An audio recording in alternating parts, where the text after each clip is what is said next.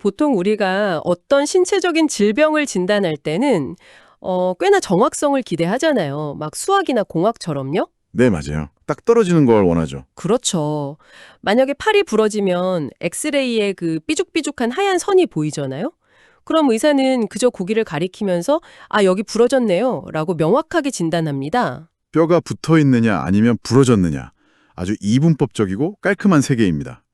그리고 그런 명확함이 우리에게 묘한 안도감을 주기도 하고요. 하지만 인간의 리더십이나 그 권력의 부패 혹은 국가 시스템의 실패 같은 것들을 진단하는 세계로 들어가면 어떨까요? 아, 거긴 완전히 다른 이야기죠. 맞아요. 갑자기 그 엑스레이 기계가 확 고장난 것처럼 느껴집니다. 우리가 마주하는 진단의 풍경은 흑백이 아니라 아주 혼탁한 진흙탕에 가깝거든요. 그래서 오늘 이 딥다이브에서는 바로 그 진흙탕 속으로 직접 뛰어들어 보려고 합니다. 네, 아주 흥미로운 여정이 될 것 같네요. 오늘 우리 앞에는 아주 두툼한 고대 문헌 자료가 하나 놓여 있습니다. 바로 역대하 19장이라는 무려 3000년 전의 기록인데요. 이게 그냥 고리타분한 옛날 역사가 아니거든요. 사주 이 안에는 권력의 정점에 있는 자가 어떻게 실패하는지, 또 그 실패를 어떻게 대면하는지 아주 생생하게 담겨 있습니다. 아, 실패를 어떻게 마주하느냐? 네. 그리고 무엇보다 무너진 사회를 어떻게 다시 구조적으로 재건하는지에 대한 아주 치밀한 약간 마스터 플랜 같은 게 담겨 있죠. 맞습니다. 그래서 오늘 우리의 미션은 명확합니다. 이 고대의 텍스트에서 비판을 수용하고 공정한 시스템을 구축하는 청사진을 쫙 뽑아내는 겁니다. 네, 기대가 되네요. 지금 이 방송을 듣고 계신 여러분께 잠시 상상해 보시라고 권하고 싶어요. 만약 여러분이 그 누구의 눈치도 볼 필요 없는 무소불위의 절대 권력자인데 누군가 불쑥 나타나서 여러분의 가장 뼈아픈 실수를 면전에서 직설적으로 비판한다면 과연 어떻게 반응하시겠습니까? 와, 상상만 해도 숨이 막히네요. 사실 현대 민주주의 사회에서도 직장 상사나 정치인에게 직언을 하는 건 엄청난 용기가 필요한 일이잖아요. 그렇죠. 다음날 책상 치워질 수도 있으니까요. 맞아요. 그런데 고대 군주제 사회라면 어땠을까요? 이 질문을 염두에 두고 텍스트의 첫 장면으로 들어가 보면 상황의 심각성이 훨씬 더 막 생생하게 다가올 겁니다. 이야기의 시작은 유다의 왕 여호사밧이 전쟁터에서 예루살렘의 화려한 궁전으로 돌아오는 장면입니다. 텍스트에는 평안이 돌아왔다라고 되어 있지만 막상 그를 기다리고 있는 건 레드카펫이나 환영 인파가 아니었죠. 전혀 아니었죠. 하나니의 아들 선견자 예후라는 인물이 로비에서 왕을 딱 가로막습니다. 그리고 대뜸 이렇게 묻죠. 왕이 악한 자를 돕고 여호와를 미워하는 자를 사랑하는 것이 가합니까? 와, 정말 직설적이네요. 그러니까 다시 말해서 당신이 최악의 파트너와 동맹을 맺었기 때문에 국가에 거대한 진노가 임할 거다라고 거의 저주에 가까운 경고를 날린 겁니다. 여기서 고대 근동의 절대왕정이라는 그 역사적 맥락을 조금 짚고 넘어갈 필요가 있습니다.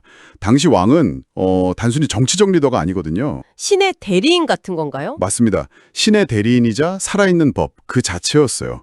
그런 왕의 공식적인 외교 정책이나 군사 동맹을 두고 일개 선견자가 공개적으로 당신은 악당들과 손을 잡았다 이렇게 비난한 겁니다. 목숨을 내놓은 거네요. 그렇죠. 일반적인 역사서의 흐름이라면 다음 문장은 당연히 이에 왕이 진노하여 예후의 묵을 베었더라 이렇게 이어져야 자연스럽잖아요. 제가 현대 비즈니스 세계로 한번 가져와 볼게요. 거대한 글로벌 기업의 CEO가 회사의 명운이 걸린 거대한 인수합병을 성사시키고 본사로 금회환영했는데 1층 로비에서 말단 컴플라이언스 담당자가 마이크를 딱 잡고 소리치는 거죠. 네, 당신은 우리 회사를 갉아먹는 사기꾼들과 손을 잡았습니다. 당신 때문에 회사가 망할 겁니다. 라고 막 소리친 거나 다름없잖아요. 솔직히 저 같아도 당장 경비원 불러서 저 직원 해고하라고 소리쳤을 것 같은데 이 예후라는 사람은 도대체 무슨 배짱으로 이런 짓을 한 거죠? 재미있는 건 예후가 무작정 분노하면서 폭주하기만 한 건 아니라는 점입니다. 그가 던진 비판의 메시지를 자세히 뜯어보면 아주 고도의 심리적 전략이 숨어 있어요. 오, 전략이요? 그냥 막 지른 게 아니군요. 네, 그는 왕의 치명적인 외교적 실책을 무섭게 질책한 바로 직후에 묘한 말을 덧붙입니다.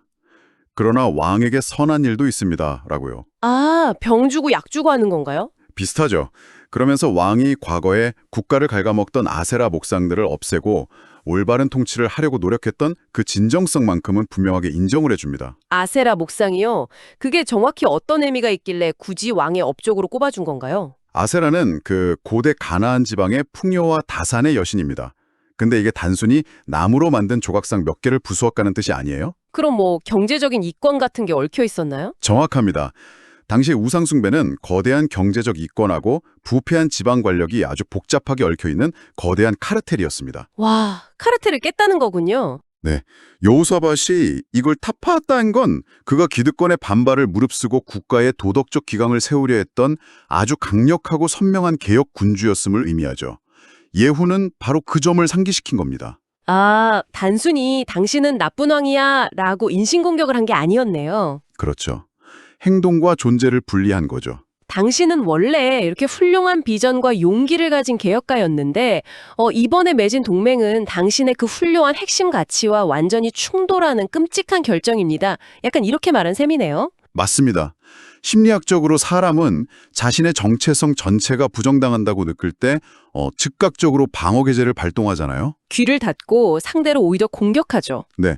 하지만 상대방이 나의 과거 성취나 본질적인 선의를 인정해주면서 특정 행동만을 분리해서 비판할 때 우리는 자존심에 치명상을 입지 않고 자신의 실수를 좀 객관적으로 바라볼 여유를 갖게 됩니다. 아, 확실히 다르네요. 비판의 목적이 상대를 파괴해서 내가 옳다는 걸 증명하려는 게 아니라 권력자가 궤도를 이탈했을 때 다시 원래의 자리로 돌려놓기 위한 목적이라면 예후의 화법은 정말 완벽한 소통 전략입니다. 맞아요. 정말 똑똑한 접근이죠. 그렇다면 여기서 가장 궁금한 부분, 과연 절대 권력자인 여호사밧은 이 매서운 이른바 샌드위치 피드백을 듣고 어떻게 반응했을까요? 이 텍스트가 시대를 초월한 리더십 교본으로 물리는 이유가 바로 다음 장면에 나옵니다.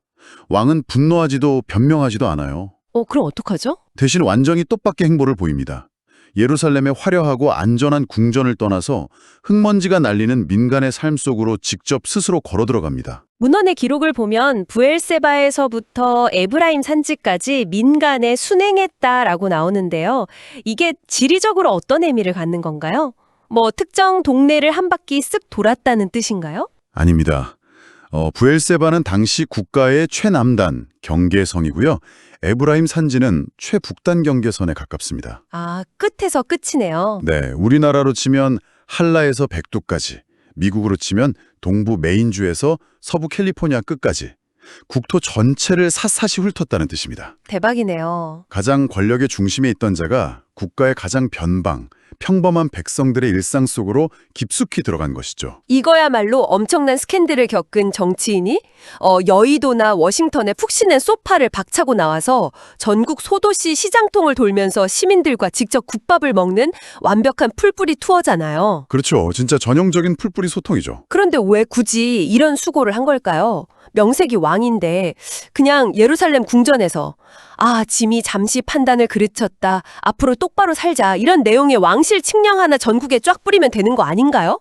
칙령 하나로 사람의 마음이 바뀐다면 정치가 참 쉽겠죠. 하긴 종이 한 장으로 해결될 일이 아니죠. 여호사밧은 자신이 저지른 그 상층부의 오류, 그러니까 악한 자들과 결탁했던 그 결정이 단순히 외교 정책 하나의 실패가 아니라 국가 전체를 지탱하는 도덕적이고 영적인 근간을 흔들었다는 걸 깨달은 겁니다. 아, 뿌리가 흔들렸다고 본 거군요. 네, 위에서 아래로 내려꽂는 이런 탑다운 방식의 명령으로는 무너진 국가의 철학을 다시 세울 수 없다는 걸 알았던 거죠. 그래서 제일 밑바닥으로 내려간 거네요. 맞습니다. 가장 기초 단위인 민간으로 내려가서 백성들과 직접 얼굴을 맞대고 그들을 다시 올바른 가치관, 여기서는 신앙이겠죠.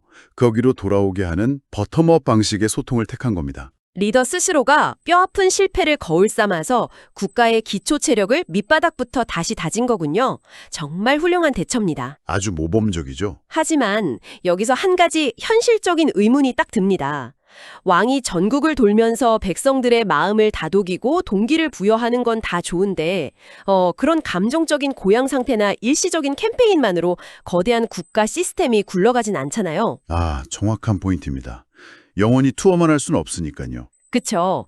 투어가 끝나고 왕이 궁전으로 돌아가면 사람들은 결국 다시 일상의 이해관계 속으로 흩어질 텐데요. 아주 예리한 지적입니다. 여호사밧 역시 그 한계를 명확히 알고 있었습니다. 사람의 마음을 돌이키는 소프트웨어의 재부팅이 끝났으니 이제 이 변화를 영구적으로 지속 가능하게 만들 하드웨어를 구축해야 할 차례죠. 하드웨어요? 그게 뭔가요? 바로 사법 시스템의 구조적 개혁이었습니다. 아, 법원이군요. 그래서 그 다음 기록을 보면 왕이 국가의 견고한 성들, 그러니까 주요 거점 도시마다 지방법원을 촘촘하게 세우고 재판관들을 임명하는 장면이 나옵니다. 네, 촘촘한 사법망을 깐 거죠. 그런데 이 재판관들에게 내리는 가이드라인이 정말 파격적이에요.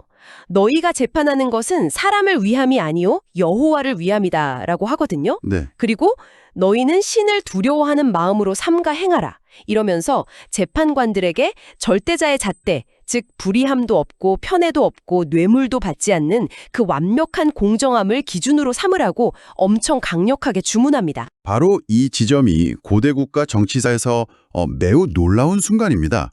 현대 민주주의의 핵심인 사법부의 독립성이라는 개념의 원형을 보여주고 있거든요. 솔직히 이 부분은 제가 좀 딴지를 걸고 싶습니다.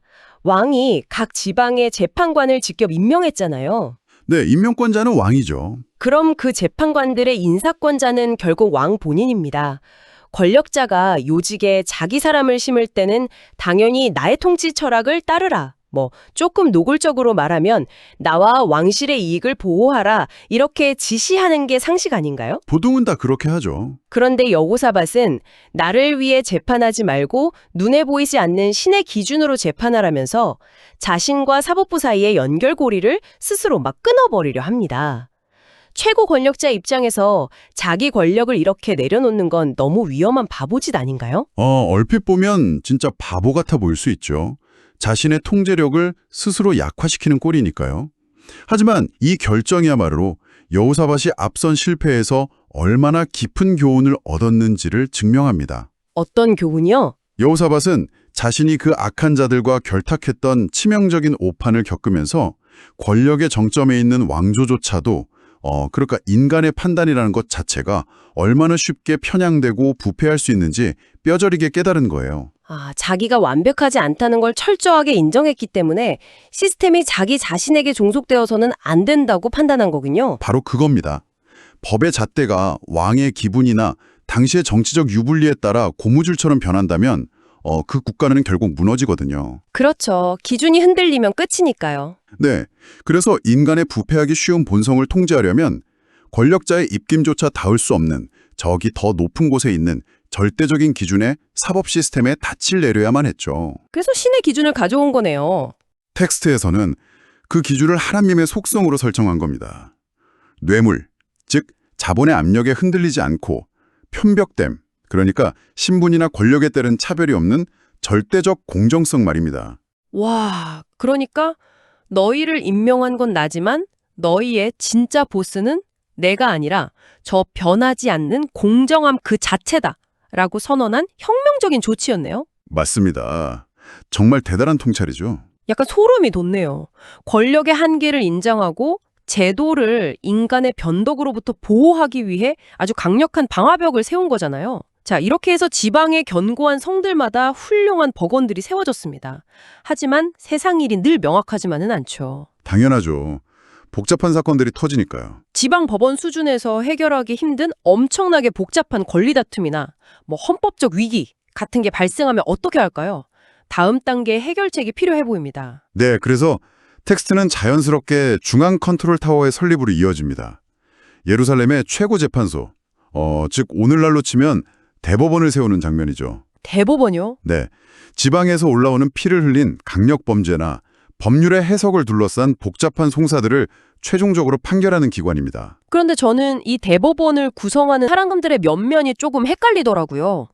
기록을 보면 레위 사람, 제사장, 이스라엘 족장들 중에서 선발했다고 나오거든요. 네, 새 부류가 등장하죠. 솔직히 현대인의 시각으로 보면 다들 비슷한 고대 종교 지도자들 아닌가요?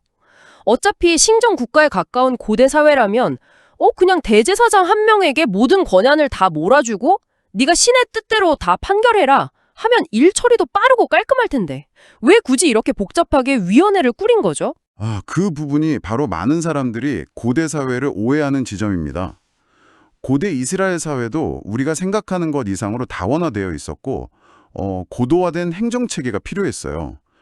이 세 부류는 역할이 완전히 다릅니다.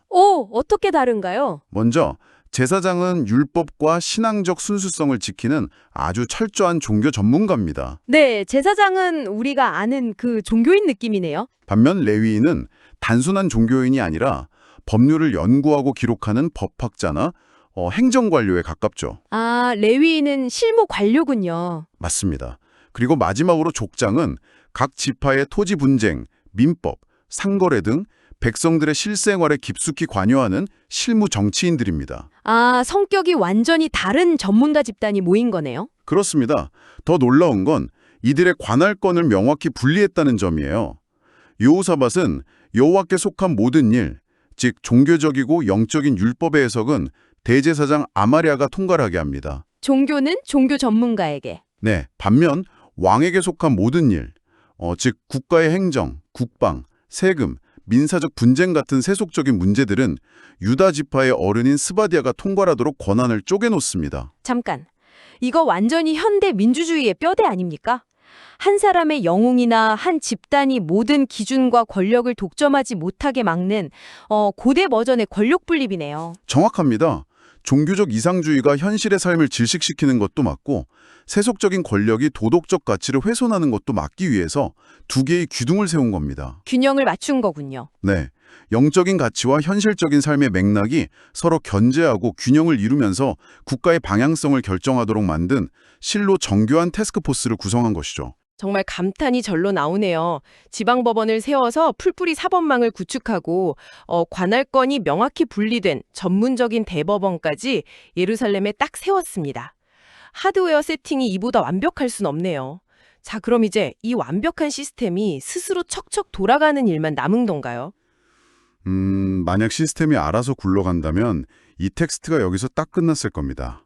하지만 여호사밧은 제도가 아무리 완벽해도 결국 치명적인 맹점이 존재한다는 걸 알았어요.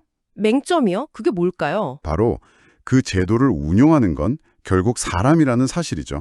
아, 그렇죠. 아무리 조직도를 예술적으로 그려놓고 규정을 촘촘하게 짜놔도 결국 마지막에 판결봉을 두드리는 건 인간이니까요. 맞습니다. 그래서 이 문헌의 마지막 부분, 대법원 구성원들을 향해 여호사밧이 남긴 당부의 말이 이 전체 개혁의 핵심적인 방점을 찍습니다. 뭐라고 당부했나요? 그는 너희는 진실과 성심을 다해 이 일을 행하라 라고 말한 뒤에 마지막에 아주 강렬한 명령을 덧붙입니다. 너희는 힘써 행하라. 이게 원문이나 영어 번역의 뉘앙스를 살리면 용기를 내어 행동하라 라는 뜻입니다. 용기라. 지혜롭게 하라거나 공정하게 하라가 아니라 왜 하필 용기를 내라고 했을까요? 한번 상상해 보시죠. 재판관이라는 자리가 어떤 자리인지. 생각해보면 본질적으로 굉장히 외롭고 압박이 심한 자리네요. 당장 내일이라도 권력자가 찾아와서 은근한 협박을 할 수도 있고 막 거대한 자본을 가진 부자가 상상도 못할 뇌물을 들고 찾아올 수도 있겠죠. 바로 그겁니다. 이 모든 유혹과 외풍을 뚫고 오직 그 절대적인 공정함의 기준만을 딱 지켜내는 데는 법적인 지식보다 두려움을 이겨내는 엄청난 용기가 필요하겠군요. 제도가 아무리 훌륭해도 그것을 집행하는 자들이 부패한 권력 앞에서 침묵하거나 돈 앞에서 눈을 감아버리면 그 시스템은 그날로 붕괴합니다. 사람이 무너지면 시스템도 무너지는 거네요. 여호사밧은 사법개혁의 최종적인 완성은 법의 조문이 아니라 그 제도를 다루는 사람들의 내면적 동기와 올바른 일을 기필코 해내겠다는 그 결연한 용기에 달려있음을 알았던 겁니다. 아, 정말 깊이가 남다르네요. 자, 이제 오늘 우리가 함께 탐험한 이 깊고 놀라운 여정을 정리해볼 시간입니다. 최고 권력의 자리에 있던 여호사밧 왕은 자신의 뼈아픈 실책을 찌르는 거북한 직언을 듣는 것에서부터 이 모든 이야기를 시작했습니다. 네, 그 쓴소리를 피하지 않았죠. 맞아요. 그는 변명하며 비판자를 쳐내는 대신 기꺼이 그 비판을 수용했습니다. 그리고 화려한 궁궐의 상아탑을 떠나서 거친 흙먼지가 날리는 민간의 삶으로 내려가 백성들의 마음을 다시 모았고요. 거기서 멈추지 않았다는 게 더 중요하죠. 일시적인 캠페인에 만족하지 않고 국가 전체를 흔들림 없이 지탱할 정교한 시스템을 구축했습니다. 네, 권력자의 입김이 닿지 않도록 절대적 기준에 묶어둔 지방 법원. 그리고 권력 분립과 상호 견제 원리가 작동하는 중앙 최고재판소까지 세웠죠. 위기를 마주한 리더가 어떻게 개인적인 성찰을 넘어서 사회 전체의 구조적인 진보를 이끌어낼 수 있는지 보여주는 아주 완벽한 교보지입니다. 지금 듣고 계신 여러분, 오늘 하루 일상을 시작하시거나 혹은 퇴근길에 오르신 여러분은 어떠신가요? 여러분의 삶과 여러분이 속한 조직에서 누군가 뼈아픈 비판을 해올 때 우리는 어떤 방어 기제를 작동시키고 있습니까? 참 아픈 질문이네요. 또한 개인의 실수를 바로잡는 것을 넘어 우리 주변에 영구적으로 공정함이 작동할 수 있는 시스템을 어떻게 세워가고 계신가요? 오늘 우리는 3000년 전의 고대 텍스트를 파헤쳤지만 이것은 현대의 어떤 정치학 교과서나 조직 경영 서적보다도 우리에게 훨씬 더 묵직하고 예리한 질문을 던집니다. 맞습니다. 단순히 옛날 이야기가 아니죠. 마지막으로 여러분이 일상으로 돌아가서 스스로 곱씹어 볼 만한 아주 도발적인 질문을 하나 남기면서 오늘 딥다이브를 마무리할까 합니다. 오늘 우리가 확인한 고대의 이 훌륭한 사법제도는 절대적인 방화벽 하나에 의지하고 있었습니다. 네, 바로 절대자, 즉 신에 대한 근원적인 두려움이었죠. 맞습니다. 권력자조차도 감히 넘볼 수 없는 하늘이 지켜보고 있다는 그 절대적인 도덕적 기준이 공정함을 강제하는 힘이었습니다.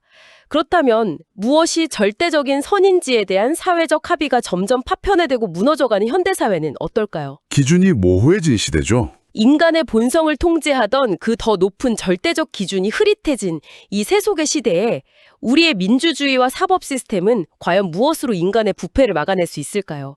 겉보기에는 화려하고 정교한 법률과 제도는 막 그대로 남아있지만 그것을 지탱하던 근본적인 경외심이나 절대적인 기준이 사라진 자리에 우리는 도대체 무엇을 채워넣고 있습니까? 정말 깊이 고민해봐야 할 문제네요. 자본의 논리나 얄팍한 여론 같은 현대판 우상이 그 자리를 대신하게 놔둘 것인지 아니면 우리 내면의 깊은 양심과 용기로 그 빈자리를 지켜낼 것인지 여러분 각자가 고민해볼 문제인 것 같습니다. 네, 각자의 답을 찾아야겠죠. 진단하기 어려운 그 혼탁한 진흙창 속에서 제도의 껍데기가 아닌 그것을 움직이는 사람들의 용기라는 뼈대를 다시 세우는 과정.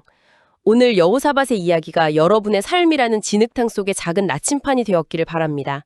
그럼 다음 딥다이브 여정에서 더 깊고 흥미로운 지식을 꽉 채워서 여러분을 다시 찾아오겠습니다. 감사합니다.